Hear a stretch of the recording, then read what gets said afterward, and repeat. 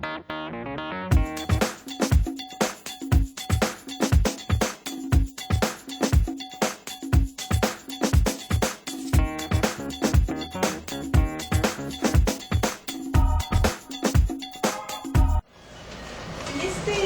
esta mesa vamos a presentar un proyecto de investigación a largo plazo que se ha llevado a cabo desde hace varios años, teniendo como sede el programa Universitario de Estudios de Género.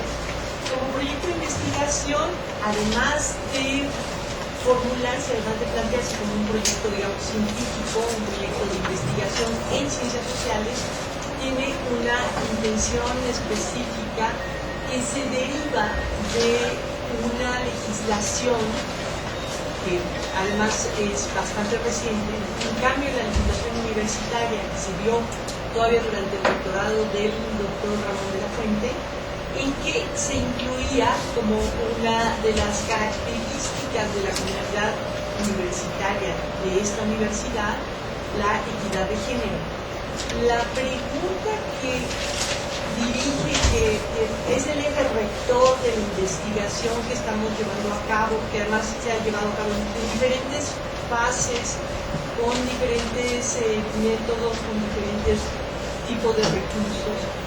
La pregunta rectora tiene que ver con explicitar de manera científica, de manera lo más objetiva posible, lo más veraz, más cercana a la realidad, cuál es la condición de las mujeres en la Universidad Nacional Autónoma de México. Es una pregunta pertinente en la medida en que las universidades en general, y esta no se salva, desde su creación han sido espacios de exclusión de las mujeres. Entonces, la posibilidad de que las mujeres participen dentro de la vida universitaria y más adelante, en este momento, la posibilidad de que participen de manera igualitaria es un reto para la construcción de los espacios universitarios.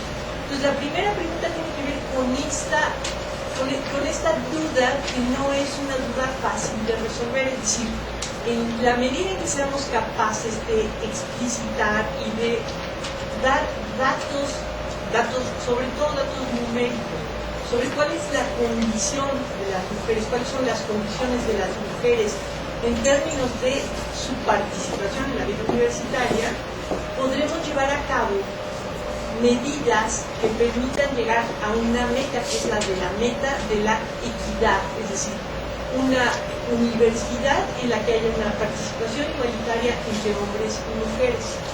Desde luego se trata de una pregunta extremadamente compleja.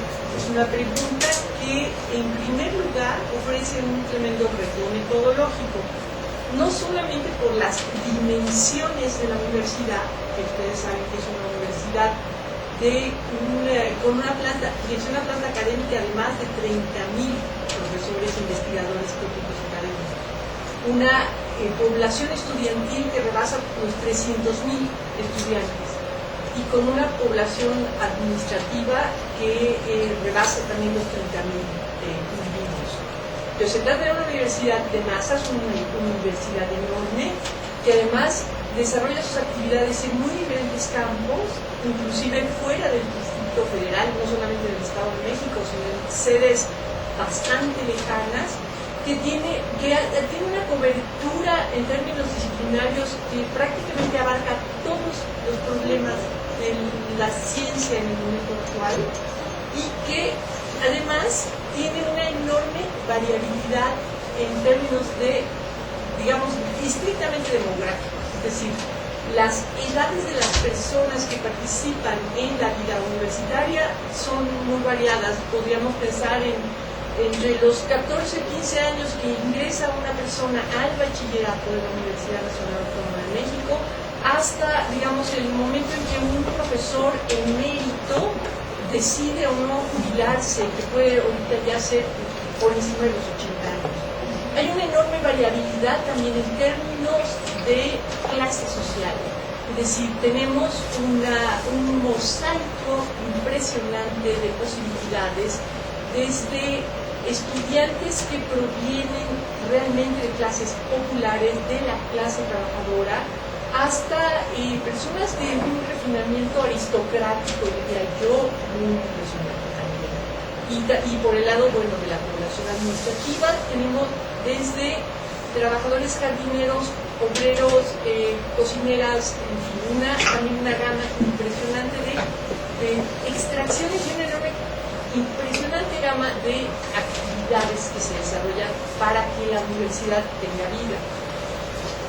Abordar esto implica, insisto yo, sobre todo un reto metodológico o una serie de retos metodológicos. Se los voy a poner con un ejemplo que es un ejemplo muy curto, si ustedes quieren, muy pedestre, pero es para que tengan una idea de qué es lo que pasa cuando decidimos un día, vamos a contar, vamos a hacer esa cuenta de cuántas mujeres hay, qué están haciendo en la universidad y cuál es su estatus en relación con los hombres, que tienen un estatus, vamos a decir, en alguna medida privilegiado desde el punto de vista histórico, porque la Universidad Nacional Autónoma de México, en su nacimiento como universidad pontifical y pontificia, que es la primera universidad en América Latina, creo que es la primera universidad en América, desde su inicio es una universidad de hombres para hombres, por la propia estructura, por la propia constitución del concepto de universidad. Pero bueno, voy al ejemplo. Supongamos que decidimos contar a las personas que están en este lugar. Y ustedes me van a decir, eso es muy fácil, ¿no? Hay que decir 1, 2, 3, 4, 5, 6, 7, 8, 9, 10. Es muy fácil saber quiénes son hombres y quiénes son mujeres. Pero ¿qué pasaría si yo les dijera, bueno, está bien, quiero que me digan el número de personas que hay ahorita en esta aula, pero ahora quiero que me digan cuántas personas han estado en esta aula durante el 2011? Y entonces ahí vamos a empezar con problemas, porque entonces me van a decir ustedes, pues, quién sabe, depende de qué actividades han habido aquí. Depende de si se ha dividido o no se ha dividido, porque no sé si vean que hay ahí una división, que es esa pared que hay atrás, que se jala para acá y entonces se vuelven dos aulas. Depende de si esta aula se ha utilizado para hacer reuniones de comité editorial o reuniones de trabajo con el staff o clases de posgrado o conferencias o la enorme cantidad de actividades que desarrolla el cuerpo. Desde luego, allí tendríamos que recurrir a los registros. Sandra Harding, que es una de las epistemólogas o metodólogas que han desarrollado el pensamiento de la metodología feminista, de eso que se denomina metodología feminista, dice que hay básicamente 3 fuentes para conocer la realidad. Una sería la de los registros posibles donde está la información. Otra sería los testimonios, es decir, preguntarle a la gente, es decir, entrevistar a las personas que trabajan aquí y que nos digan cuánta gente ha estado aquí. Y la tercera sería la propia observación. Para poder llevar a cabo un conteo, nada más, fíjense, una pregunta tan sencilla como ¿cuánta gente ha estado en esta aula durante 2011? Necesitaríamos recurrir a las 3 fuentes de información. Piensen en esto, pero a gran escala. Es decir, para saber cuántas personas trabajan en la universidad, es indispensable que recurramos a las bases de datos que la propia institución mantiene y actualiza constantemente y a la que no necesariamente tenemos un acceso inmediato. ¿Qué tipo de bases de datos han servido para alimentar esta investigación? Imagínense. Por un lado contamos, por ejemplo, con los que la Dirección General de Personal de la Universidad tiene de las contrataciones y de los salarios que gana la gente. Por supuesto, se trata de una información pues relativamente delicada, es decir, tiene que ver con el dinero, siempre que hay algo que tiene que ver con el dinero, la gente se pone un poquito difícil y roñosa. Para llegar a las bases de datos, hubo que hacer gestiones dentro de la propia universidad que nos permitieran, primero, simple y sencillamente, saber que, por un lado, nosotros no debemos hacer un mal uso de esas bases de datos. Como ustedes han oído ahorita en el radio, toda información es poder, toda información tiene un valor y puede tener un uso, digamos, por lo menos dudoso. Entonces, primero llegar a esas bases y luego ver que las bases no siempre contienen la información que nosotros requerimos. ¿Qué tipo de información requerimos? Por ejemplo, pues que todas las bases de datos estén separados los datos de hombres y los datos de mujeres. Y eso no siempre ocurre. ¿Qué otras bases de datos tendríamos? Además de la Dirección General de Personal, que tiene una nómina y que allí, desde luego, está toda la gente que cobra en la universidad. También necesitamos saber cosas tales como cuántas estudiantes y cuántos estudiantes se inscriben cada año. Y ese es también el registro que existe. También hay unas bases de datos de las direcciones que atienden a la comunidad estudiantil, donde está toda esa información guardada. Además, es una información no solamente del día de hoy, sino que se trata de una información histórica.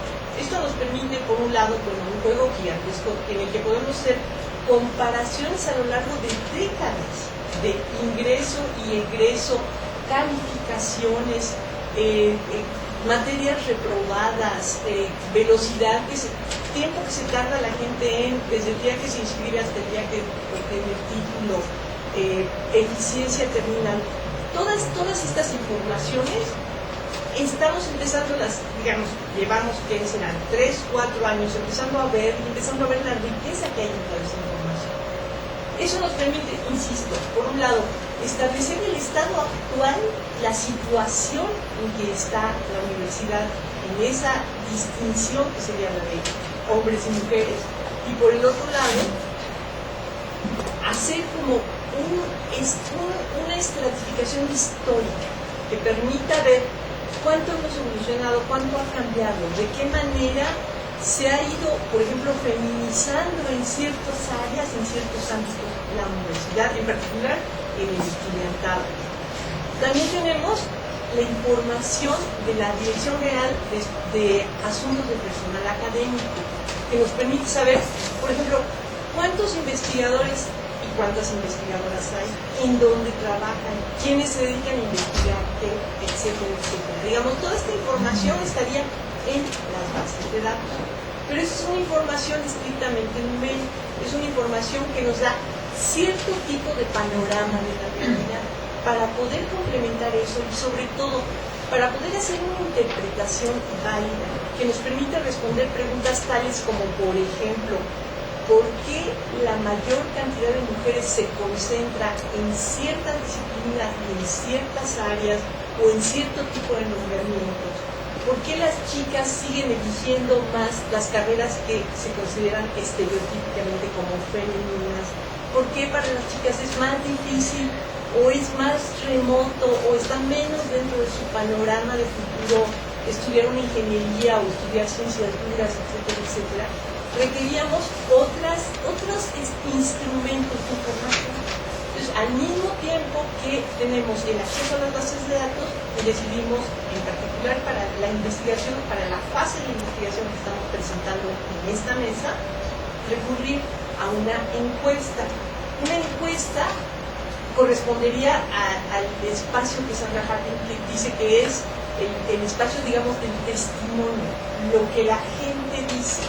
Las encuestas en su mayoría tienen que ver con, por un lado, con las percepciones, con las sensaciones, con las opiniones de la gente y por otro lado con sus experiencias respecto de los temas que se están tratando. Y entonces en las encuestas preguntamos, hagan de cuenta, por ejemplo, ¿cuántas horas dedicó durante la semana pasada a cuidar a alguna persona? O cuánto tiempo se tardó del día que la contrataron a la primera promoción. Fue una encuesta, bueno, el instrumento es una sola encuesta, pero la podríamos dividir en una enorme cantidad de encuestas porque tenemos poblaciones diferentes. No se le puede preguntar lo mismo a un investigador titular de tiempo completo que a una afanadora. No se le puede preguntar lo mismo a un estudiante de bachillerato de CCH Oriente que a un estudiante de posgrado en el Instituto de Física.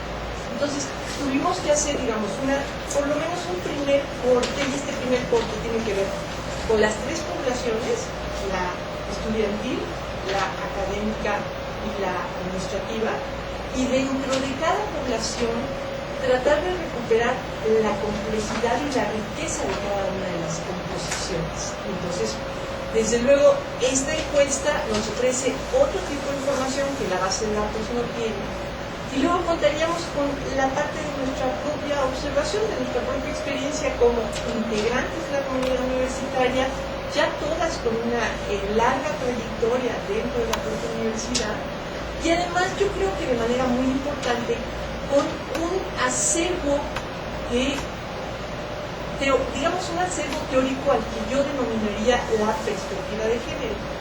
El chiste de la perspectiva de género es poder enfocar y poder entender los problemas que tienen que ver con las diferencias entre la presencia de hombres y la presencia de mujeres en la universidad, como precisamente como un problema, porque ese sería el otro lado. Les cuento una experiencia muy reciente que yo tuve el año pasado, que participé aquí dentro del programa universitario de estudios de género, en el proyecto de análisis de los libros de texto gratuitos para la primaria. Entonces, en el análisis de todas las disciplinas, de todas las materias que se imparten durante la primaria, lo que vimos de manera muy alarmante es que en los libros de texto de la materia de historia, las mujeres no hay mujeres. Entonces había que pues no hay mujeres en los libros de texto. Y entonces corremos el tremendo riesgo de que nos digan los historiadores, pues es que las mujeres no han hecho nada importante. Y entonces nosotros preguntaríamos, pero ¿qué es lo importante? ¿Quién está definiendo lo que es importante? ¿Por qué es más importante subirse a un caballo y tomar una ciudad que, no sé, preparar la comida, cuidar a las criaturas, parir y hacer todas esas cosas que se supone que son las que hacen las mujeres? Y bueno, no sé si ustedes sepan, pero conforme la mirada feminista, esta cosa que se llama la perspectiva de género, interviene y empieza a participar en la producción de la historia, empieza a producirse un fenómeno muy curioso, y es que empiezan a salir a reducir nombres de mujeres que, además de haber hecho todo lo demás, lo de parir y lo de cuidar y lo de hacer la comida y lo de limpiar la casa, hicieron cosas como, no necesariamente todas tomaron ciudades, aunque hubo algunas que participaron en la toma de ciudades, pero mujeres que hicieron composiciones musicales, que escribieron libros, que escribieron literatura, que pensaron y que tuvieron presencia y que tuvieron relevancia inclusive en el espacio de la vida política. Entonces, la perspectiva de género permite ver eso, que las disciplinas convencionales han estado tapando por alguna extraña razón que ya no me da tiempo de discutir, y que a lo mejor podríamos comentar un poquito a la hora de las preguntas. Muchas gracias.